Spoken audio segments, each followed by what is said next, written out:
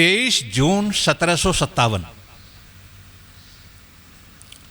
अपने बच्चों को भी बता देना, 23 जून 1757 को अंग्रेजों के साथ में हमारी पहली लड़ाई हुई थी। अंग्रेज था लॉर्ड क्लाइव और बंगाल का नवाब था सिराजुद्दौला। उनके बीच जंग हुआ। आपने पढ़ा होगा कभी पलासी का युद्ध, और उसमें मीर जाफर की गद्दारी से 12,000 सेना वाला सिराजुद्दौला हार गया और 700 सैनिकों वाला लॉर्ड क्लाइव जीत गया। तब से भारतवर्ष में अंग्रेजों की नींव पड़ गई थी। 1760 में उन्होंने बंगाल पर अधिकार करके कलकत्ता को राजधानी बना लिया था, और तब से 1760 से लेकर के 1911 तक हमारी राजधानी कलकत्ता रही है। ये आपको पता ही होगा सारा। क्लाइव भी लिखता है कि जब मैंने भारत को लूटा, इतना लूटा कि 70 जहाज मुझे किराए पर करने पड़े, वहां के सोना चांदी हीरे मोती को लंदन तक पहुंचाने के लिए। समझे ना, 70 जहाज किराए पर करे, जबकि एक जहाज में कम से कम, छोटे छोटे थे वो, 10 टन सोना आ जाता था। अब लगा लो हिसाब तुम इसमें। लेकिन उन्होंने जो लूटा सो लूटा। आप जानते हैं आजाद भारत की लूट कहां से शुरू हुई? सबसे पहली लूट क्या हुई? सबसे पहला घोटाला क्या हुआ? उसका नाम है जीप घोटाला। आपको पता, 15 अगस्त 1947 को आजादी मिली, और कमाल की बात ये देखो, कुल 65-66 के दिन के बाद 22 अक्टूबर 1947 को पाकिस्तान का अटैक कश्मीर पर हो गया। अब उसे जब दिखा ना, मारा गया, तब महाराजा हरि सिंह ने कहा था मेरे भारत में विलय कर लो। 26 अक्टूबर 1947 को कश्मीर का विलय भारत में हो गया, और 27 अक्टूबर को वहां सेना गई। जिस समय वहां सेना गई तो हमारे सेना के कमांडरों ने जवाहरलाल से कहा कि यहां पहाड़ियों पर लड़ने के लिए हमें जीप चाहिए, और कम से कम 2000 जीप भेजो। तो उसी समय जवाहरलाल ने लंदन की एक फर्म को 2000 जीपों का ऑर्डर दिया। कृष्णा मेनन नाम का एक व्यक्ति जो लंदन में हमारा हाई कमिश्नर था, उसके माध्यम से सारा पैसा, 2000 जीपों का पैसा एडवांस गया, और 2000 जीपों में से भारतवर्ष में केवल 55 जीप आई थी। समझे ना, 1945 जीपों का आज तक भी पता नहीं है। सबसे पहला घोटाला है। अब वेद कह रहा है कि पर द्रव्येषु लोष्टवत्, पराये धन को, अरे दूसरे के धन, ये तो राष्ट्र का धन है। आपको इतना बता दूं मैं कि जब से देश आजाद हुआ है भाई, 3 व्यक्तियों का मैं बहुत सम्मान करता हूं कि बड़े बड़े पदों पर रह करके भी उन्होंने देश के धन को मिट्टी के समान समझा। केवल अभी तक 3 लोग हुए ऐसे। सबसे पहला कौन हुआ? सबसे पहले सरदार पटेल हुए। जितना नाम आप लाल बहादुर शास्त्री का जानते हैं ना, सरदार पटेल का इतना नहीं जानते होगे ईमानदारी के हक में। बिल्कुल ईमानदार आदमी, और उसकी ईमानदारी का प्रमाण यह है कि मरते समय अपनी बेटी मणिबेन को 35 लाख रुपया उसने एक थैले में लपेट करके बेटी को दिया, और कहा बेटी मैं बचने वाला नहीं हूं, ये 35 लाख रुपए हैं, ये कांग्रेस के लिए जो चंदा आया है उसका पैसा है, ये मेरे पास है, मेरे मरने के बाद में अगले ही दिन इसको जवाहरलाल को सौंप देना। और उसकी बेटी ने मरने से तीसरे दिन ही 35 लाख रुपया जवाहरलाल के पास में गई, लेकर के कहा थैंक यू। और मणिबेन कहती है मैं 10 मिनट तक खड़ी रही कि शायद ये और कुछ धन्यवाद करेगा, कुछ पूछेगा, कैसा रुपया है, तुम भी इसमें से कुछ प्रयोग कर लो, तुम्हारी दशा कैसी है, कैसे गरीबी में निर्धनता में जी रही हो। कुछ नहीं कहा उसने। मैं निराश होकर के वापस आ गई। इन बातों को जानता है कोई? कोई भी नहीं जानता। उस परिवार का कितना निरादर किया इन व्यक्ति। और याद रखना, सरदार पटेल के मरने के बाद राजगोपालाचार्य, जवाहरलाल उसकी अंत्येष्टि में पहुंचे। आप तो गए, लेकिन राष्ट्रपति राजेंद्र प्रसाद को जवाहरलाल ने कहा कि उसकी अंत्येष्टि में शामिल मत होना, और एकदम मीटिंग बुला करके पूरे मंत्रिमंडल से कहा कि सरदार पटेल मर गया, लेकिन उसकी अंत्येष्टि में शामिल होने की तुम्हें कोई आवश्यकता नहीं है। लेकिन ना राजेंद्र प्रसाद ने मानी, ना मंत्रिमंडल ने मानी। 1500 तो अफसर लोग थे। और लिखने वाला तो ये लिखता है कि सरदार पटेल की अंतिम यात्रा में 10 लाख लोग थे, और वो कह रहा कि उसकी यात्रा में जाना ही मत, लेकिन फिर भी लोग गए। याद रखना, ऐसी ऐसी बातों के जिसके दिमाग में इतना जहर भरा हुआ हो। अब आप अगली बात जो ले लिए, मैं कहूंगा आपसे, सरदार पटेल के बाद में उनकी बेटी 3 बार चुनाव लड़ी एमपी का, और तीनों बार जीती, लेकिन मंत्री नहीं बनाया उसको एक बार भी। और मरते समय तो याद रखना, उनकी साड़ी भी फटी हुई थी और आंखों से अंधी हो गई थी। आज का एमपी क्या करेगा पता तुम्हें? जो 5 वर्ष एमपी नहीं एमएलए भी रह लेता ना, अरबोपति बन जाता है वो। कहां से बनता है? बाप की कमाई है उसकी। एक बार एमएलए बन जाओ, बस फिर माला माल है। लेकिन मरते दम तक भी वो निर्धनता से जूझती रही, लेकिन एक भी पैसा देश का खर्च नहीं किया उन्होंने। बातें बहुत लंबी हैं, सबको नहीं बता सकता मैं। और दूसरे नंबर पर आते हैं लाल बहादुर शास्त्री। देखो, उन्होंने देश के धन को मिट्टी के समान ही समझा। भाई कमाल है इस बात का। उनकी तो सैकड़ों कहानियां हैं। एक बार तो ऐसा हुआ, घर पर आए, गाड़ी खड़ी कर दी, सरकारी गाड़ी थी, भजन करते थे वो, संध्या दी की, सो गए। अब रात को उनका जो लड़का था अनिल शास्त्री, उसने ड्राइवर से कहा पिताजी तो सो गए हैं, गाड़ी निकालो, चलो घूम करके आएंगे। वो गाड़ी निकाल करके चला गया, घूम घाम करके आए रात को, फिर सो गया, गाड़ी खड़ी कर दी। और सवेरे लाल बहादुर शास्त्री ने किवाड़ खटखटाए, बेटे उठो, सूरज निकलने वाला है। वो था सुनी अनिल शास्त्री। उसने कहा पिताजी थोड़ी देर और सो लूं, अभी मैं रात देर से सोया था। बस वही खटक गई बात। तो इसका मतलब रात को देर से क्यों सोया? तो भाई कौन सा जरूरी काम था जो रात में किया? कि हम रात में घूमने चले गए थे गाड़ी से।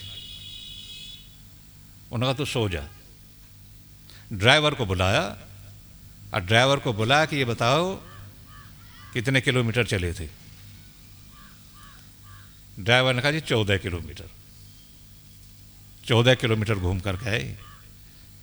शास्त्री ने कहा तो ड्राइवर है, तुझे पता 14 किलोमीटर में कितना तेल लगता है? उसने कहा जी इतना तेल। उन्होंने कहा इतने तेल के पैसे राजकोष में जमा करके आओ पहले। सरकारी पैसे से मैं घूमता फिरूं? वो जमाने का इतिहास में या तो चाणक्य का आपने पढ़ाई होगा। फाहियान नाम का एक व्यक्ति चंद्रगुप्त के जमाने में आया था ना, लेकिन वो चंद्रगुप्त दूसरा था। वो तो ईसा से 325 साल पहले था, और उससे 600 साल के 400 450 के लगभग ईसवी शताब्दी में ये दूसरा चंद्रगुप्त था। उसके ज़माने में फाहियान आया था। लेकिन ये बात तो चाणक्य की तो बहुत लंबी है ना। चाणक्य जब चंद्रगुप्त के प्रधानमंत्री बने थे ना, तो लोगों ने देखा जवान जवान लड़कियां, सुंदरी, लाखों लाखों रुपए के गहने पहन करके जंगल में जा रही हैं, अपने भाइयों की, बाप की रोटी लेकर के जाया करती थी ना पहले खेत में, वो जा रही है भोजन लेकर के जा रही हैं, कोई खतरा नहीं। उन्होंने देखा रहे कितनी अच्छी राज व्यवस्था होगी जहां सुंदरियां लाखों लाखों के जेवर पहन करके जंगल में जा रही, इसका मतलब चोर डाकू का कोई भय नहीं है। और चंद्रगुप्त के दरबार में गया और दरबार में जाकर के कहा कि तुम्हारी राज व्यवस्था को देख करके मुझे अचंभा हो रहा है।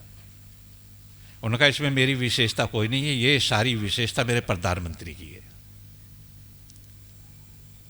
कौन है तुम्हारा प्रधानमंत्री? कि मेरे प्रधानमंत्री हैं आचार्य चाणक्य। तो उस यात्री ने कहा फिर चाणक्य से मुझे मिलाओ, मैं मिलना चाहता हूं। 2 सिपाहियों को बुला करके कहा कि यात्री को ले जाइए, चाणक्य से मिलाइए। तो यात्री ने सोचा कि महल होगा चाणक्य का, लेकिन महल थोड़ा ही था। नदी के किनारे पटना में देखा ना, नदी है, गंगा है, वहां गंगा के किनारे झोंपड़ी पड़ी हुई है। तो यात्री ने कहा कहां ले जा रहे हो? कि चाणक्य से मिलाने। उनका महल कहां है? कि वो महलों में नहीं रहते। और जब झोंपड़ी में गए ना, अंधेरा हो चुका था, रात हो चुकी थी, दीपक जल रहा है और चाणक्य बैठे कुछ लिख रहे। उसने कहा मैं यात्री हूं, एक वैसे चीन से आया हूं, भारत की यात्रा पर। पूरा परिचय दिया उसने अपना। आपसे कुछ बात करना चाहता हूं। उन्होंने कहा बैठो।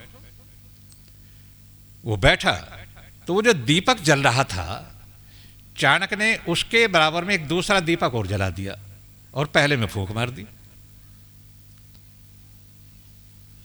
अब यात्री ने कहा जी और बात तो बाद में करेंगे, पहले तो आप ये बताओ, ये जो दीपक जल रहा था ये भी रोशनी अच्छी दे रहा था, अच्छा प्रकाश था, तो आपने उसको बुझाया, दूसरा दीपक क्यों जलाया?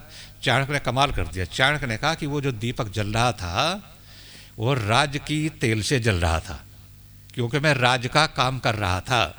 राज का काम कर रहा था तो दीपक में तेल भी राज की ओर से जल रहा था। अब तेरी मेरी व्यक्तिगत बातें होंगी तो जो मुझे इस राज से पारितोषिक मिलता है उसी के पैसे दीपक में तेल जलेगा। बोलो इससे बड़ी ईमानदारी कुछ हो सकती है? हद है, पराकाष्ठा है। तो यात्री ने कहा कि महाराज आप झोंपड़ी में पड़े हो, अब महलों में क्यों नहीं रहते? चाणक्य ने कहा कि जिस देश का प्रधानमंत्री महलों में रहेगा उस देश की जनता को झोंपड़ियों में रहने के लिए मजबूर होना पड़ेगा, और जिस देश का प्रधानमंत्री झोंपड़ी में रहेगा उस देश की जनता महलों में रहेगी। और मैं जनता को महलों में रहना देखना चाहता हूं, अपने आप झोंपड़ी में रह करके जो मुझे आनंद आता है वो मुझे महलों में आनंद नहीं आता। अब तुलना तो कीजिए किसी से, बोलो तुलना कर सकते हो किसी की? बोलो। लूट मच रही है, इतनी लूट मच रही है, इतनी लूट मच रही है, यानी लूट करना ही उन्होंने नैतिकता मान ली, कर्तव्य मान लिया।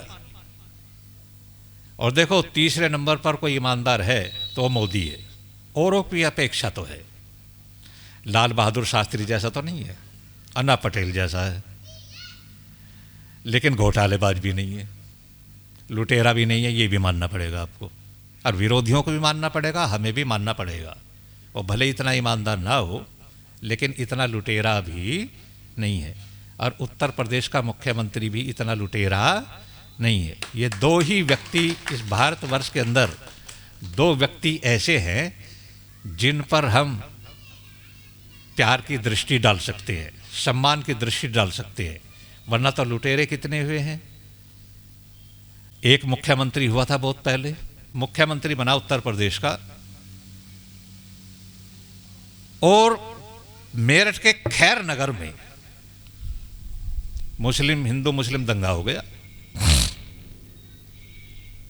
एक सलीम नाम का आदमी था, आतंकवादी, खैर नगर में कितने हिंदू को मरवा दिया उसने।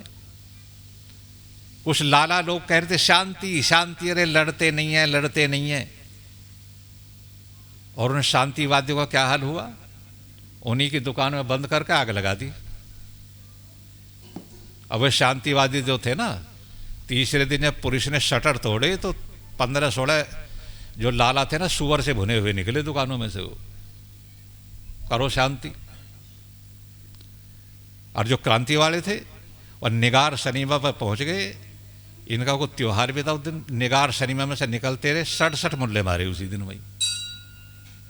पता नहीं 1973 की।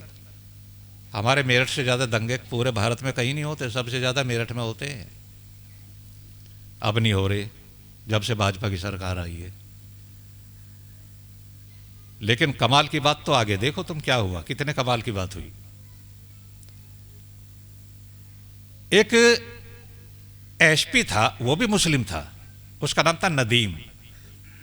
उसने एकदम उसको घर में घेर लिया सलीम को।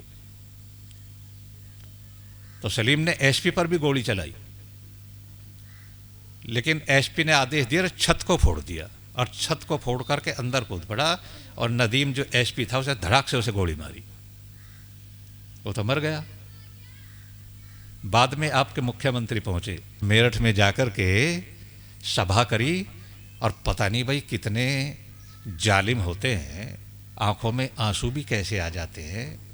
रुमाल से ऐसे पूछने लगा, आज मुझे इतना दुख है कि मेरा सगा बेटा भी मर जाता, उसका भी मुझे इतना दुख होने वाला नहीं था जितना दुख मुझे सलीम के मरने का है। शाकिर का लड़का था वो, इसके मरने का मुझे इतना दुख है।